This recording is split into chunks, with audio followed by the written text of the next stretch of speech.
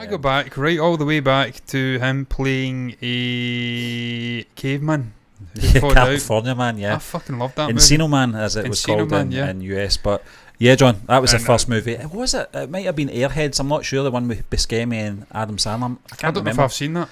I can't remember what one came first, but I loved it was him. round about that time. Fucking loved him. in the And Brendan Fraser, we're talking about, obviously, he responds to the standing ovation and praise for his new role. Obviously, he plays the reclusive English teacher in The Whale, and as you can see from the image there, the eyes right away. See if you just captioned those eyes, I'd go, that's Brendan Fraser. Yeah, he's just got these distinct, just piercing blue eyes. Yeah, I just hope that's a sort of bald cat wig, because we know he has thinning hair, but I don't think it's as thin as that. No, maybe not, It's John. not. I think he's maybe just done up a wee bit. I mean, the next picture, John, when you look at it, compared to not that one, that's definitely not Brendan Fraser. But the next one, obviously, I mean, I mean that's what I remember him like. He was fucking. This was Harrison Ford. Yeah, Indiana Jones, isn't that? With a bit of head of hair. Yeah, during an interview with Variety, Fraser details the entire. I'll start that again. During an interview with Variety, Fraser details the entirely new emotions he felt while seeing the critical reception of the film. I'm seeing words that aren't here. The star has clearly been touched by audiences' reactions to his on-screen return and pleased by the positive impact the Whale is having before its full release. This is what he said. He said, it felt so affirming. I was emotional because it was acknowledgement that what we did is making an impact, and that kind of response feels completely new in my professional life. This is a guy that's been on our screens for the past 30 years plus, and he's coming away with things like that. But John, I did see the standing ovation. It was quite emotional, and I think the guy deserves it after everything he's been through. Love his previous films. I'm looking forward to seeing this film as well. It wasn't as awkward as the Once Upon a Time in Hollywood standing ovation, was it? They were zooming into Quentin's fucking nostrils. They were having to sit or stand and clap and look ahead, ignoring the camera, moving right into them. It was the most awkward fucking thing ever. Who else got a standing ovation? Someone else got it, and he was crying. Was it not DiCaprio? No, I don't think it was. No, it wasn't. It was someone else. It may have been Matt Damon. You know. Oh, it was. Yeah, that was the film that you, me and Ruth did, wasn't it? It was a stand ovation for that film. Oh, it was, yeah. It was the one to France. Yeah. Went to France. Viva la France. What's that called again? That what? No, it wasn't Clear. that what. What's that called? Clearwater. Clearwater or something. Can't remember. It was his daughter. His daughter was wrongfully imprisoned. And he had to go over and he was in Marseille. John, Ruth says I loved him in the Mummy movies. Yeah, I think we all did, didn't we? He was brilliant. He had a terrible back injury, I think, in the third movie, the one with the Tomb of the... I don't know what it's called. Rubbish. It was the one that's set in the Far East. It wasn't a good film. I think, obviously, Rachel Weisz wasn't involved. The recast, you don't do that. You know what I mean? They almost killed her off in the second film. They probably should have. You know, I think Rachel Weisz should have maybe been a bit more honest and up front and told the producers, I'm not doing any more films after this. This is the last Mummy film. Kill me off. Harrison Ford style Han Solo. You look at those two individuals there, that's two very good looking individuals. It really is. Rachel was quite a stunner back in her day. Yeah, she still is. She probably looks better now, to be fair. The eyebrows are a bit weird there, I'm not going to lie. She was in what do you call it, wasn't she, the MCU film, Scarlett Johansson was. yeah, Black Widow, yeah. It's apple just sucking, folks, I swear to God it is. Oh dear. Yeah.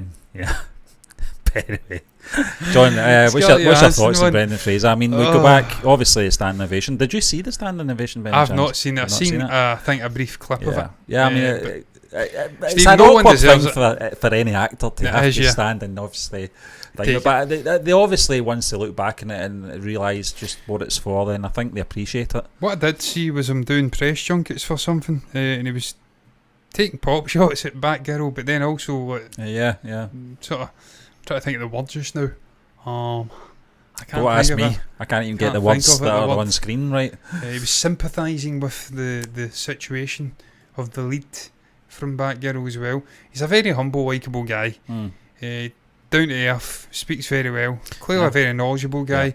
And he's not had the best career in the last 20 years. He's kind of dropped off the radar. He's been forgotten about. He's one of those actors who, when you you click on like an article, you go to the bottom of the article, what happened to Brendan Fraser? Yeah. Why Hollywood stopped casting Brendan Fraser? They do that with everyone, though, to be fair, don't they? What happened to Brendan? Yeah. These 20 actors. Yeah. You click on it, it's an advert between every click. And it does you a story, which is absolute bullshit. We all do it though, don't we? We all click on it. Yeah. This mysterious fucking ship, and it's just bollocks, man. Get What to the did point. these people see in the South Pole? Yeah. I don't know. What did they see? You fucking tell me. It doesn't take 20 pages to do it. You're at it. But I digress. He kind of dropped off the cliff, so to speak, which is what Indiana Jones did, obviously, in that one with Sean Connery. Yeah. Keeping the indie connection up. But never been forgotten by people like me and you, Stephen. Movie fans, we've always really enjoyed Brendan, and he's never been the greatest actor, let's be honest. He's never been like a fucking Daniel Day-Lewis, but he's been very much like a Keanu Reeves meets Harrison Ford. As Ruth mentions, he's always got good comedic timing. Good comedic timing. He's got a very expressive face. And he had a good relationship with John Hannah on those films as well. Did I he? thought the two of them bouncing back. I thought you meant off No, I don't know about obviously personally, but just the two characters were good chemistry between them, bouncing off each other. Kind of didn't like each other at the beginning, then obviously grew on each other, and then the little Benny guy as well. But Stephen, I think that was the love interest. Rachel Weisz was the love interest. Yeah. That was his brother. That was her brother. Yeah. That was his brother. It's getting late, there. It's kind of like me, Stephen. I was calling you Steve when I first met you, and you were probably thinking, this little prick, this little arse rag. At one point, I think I was exactly half your age. You were, exactly, and you're probably thinking, this little shit kick. I wish he'd just fuck off a cliff. But we've built to a certain level of camaraderie, and we're now. You can see it, folks.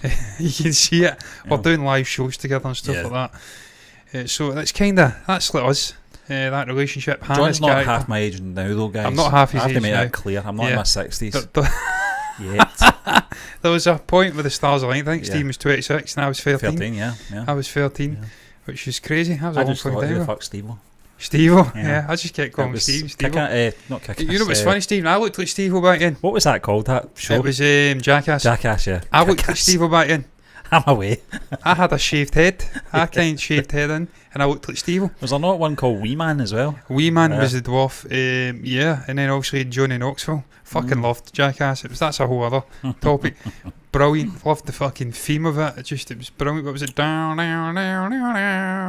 MTV did produce a lot of good television back Stephen, then. If you liked the Osbournes and stuff like that. I fucking loved the Osbournes. I loved Punk'd. Fucking Cribs. That was my era, man. I was like a youngish. I wasn't even a teenager at that point. I was getting into my early was teens. good because it made Justin Timberlake cry. It did make Justin Timberlake cry. Repossession or something like that. That was Kutcher. I mean, he fucking they were the fucking days, man. Brilliant.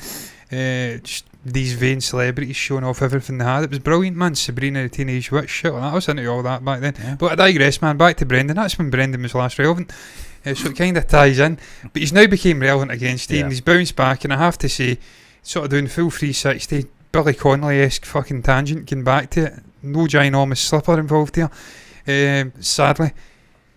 No one deserves it better than or more than Brendan. He's a brilliant guy, really humble, likeable fucking individual. He deserves all the success and best wishes in the world. I hope he wins a fucking Oscar for this.